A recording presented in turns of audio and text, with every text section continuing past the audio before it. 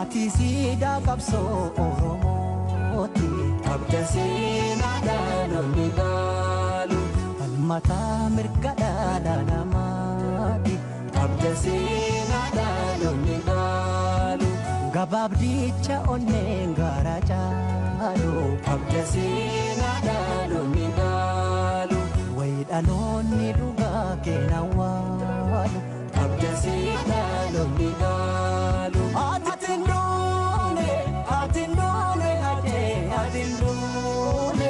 Atindune aje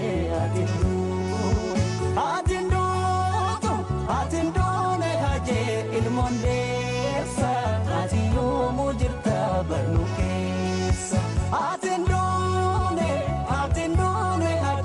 atindune aje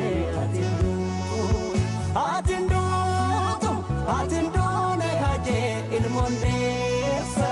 atiyo mujirta barnukessa Oromoo duuta fi finjiraanne qabda seenaadhaan onni gaalu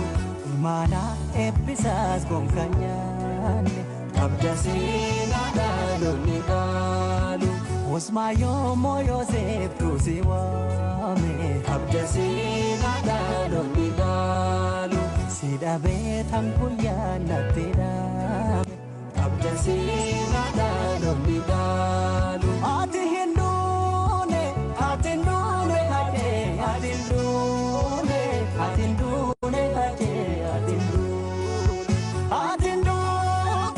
atindune aje ilmondessa ati yoomuu jirta barnukessa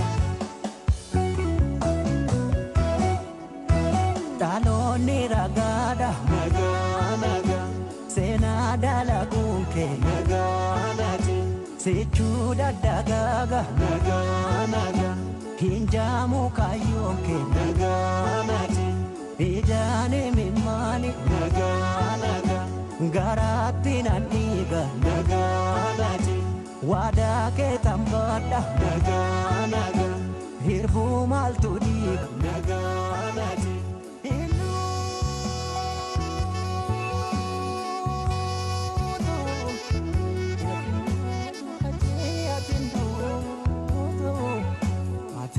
Ajee